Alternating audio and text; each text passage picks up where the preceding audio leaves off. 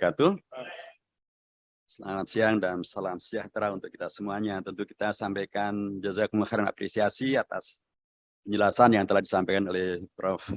Dr. Haji Nur Ahmad tadi, yang tentu mewakili kinerja dari seluruh rekan-rekan sekalian dari Basnas, dan mudah-mudahan Allah mengikhlaskan dan karenanya menerima dan jadi berkah sehingga target-target Basnas berikutnya akan bisa dicapai. Tadi telah disampaikan banyak laporan yang kita semuanya sudah membaca. Salah satu di antaranya tentang capaian pengumpulan zakat per tahun yang sampai 20,2 triliun banyak.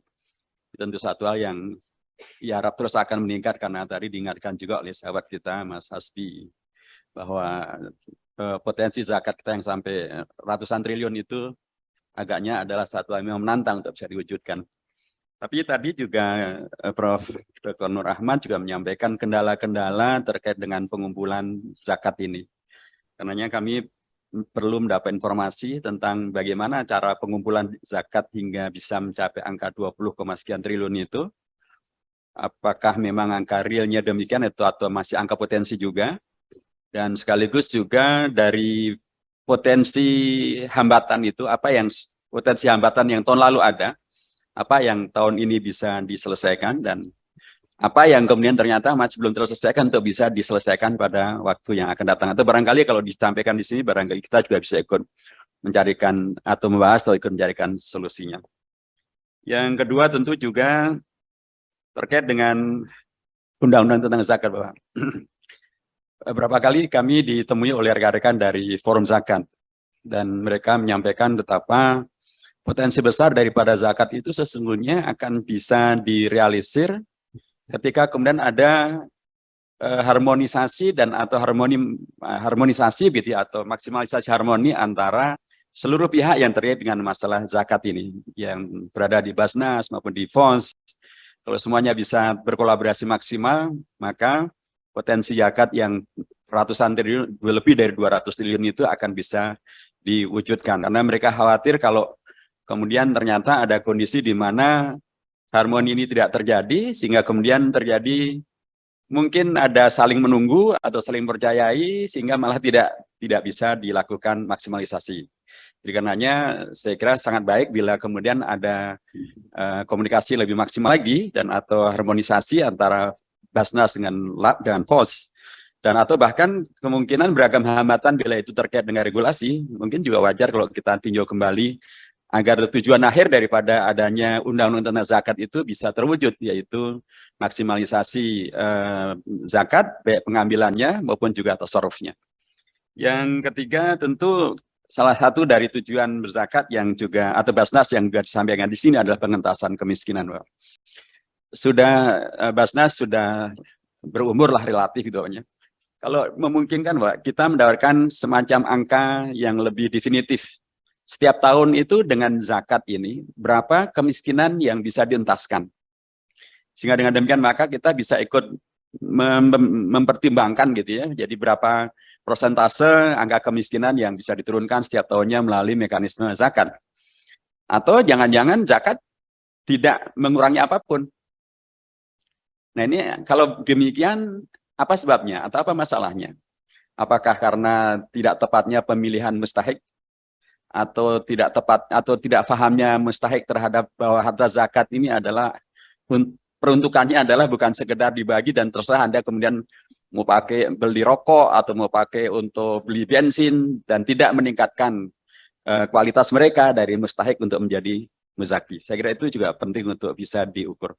Yang berikutnya tadi telah disampaikan bahwa salah satu dari pimpinan Basnas tidak bisa hadir karena sedang menghadiri acara di Malaysia, di Musaspori pokoknya.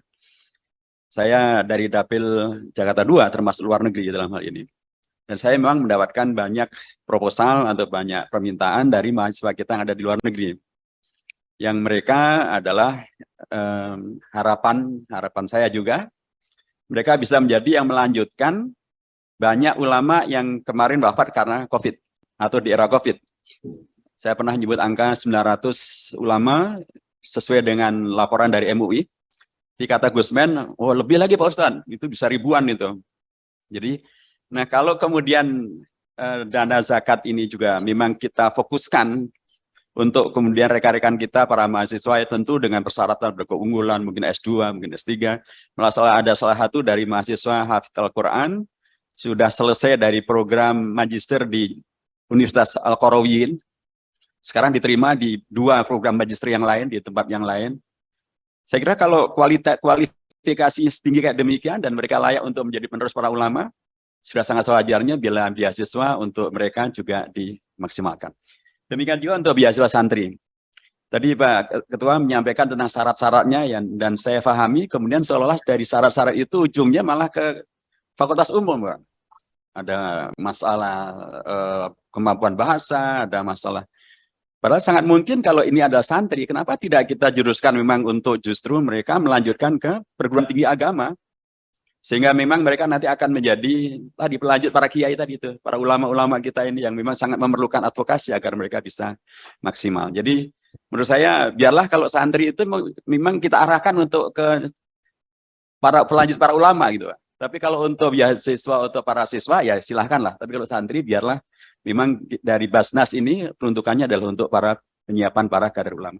Yang terakhir tentu saya sampaikan terima kasih tadi Pak Ketua sudah menyampaikan memberikan bantuan kepada Ma'had Ikhlasul Amal, Pak, ya. Dan itu disebutkan alumni Gontor gitu.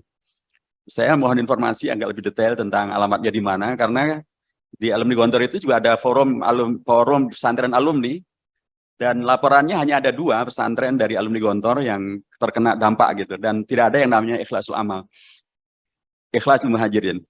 Jadi mohon nanti kami juga diberi nomor alamatnya itu, sehingga kami pun juga bisa ikut cawe-cawe juga membantu saudara-saudara kita, baik di Gontor maupun non Gontor. Tapi karena ini spesifik dari disebutkan, saya kira saya juga perlu untuk ikut cawe-cawe di sana.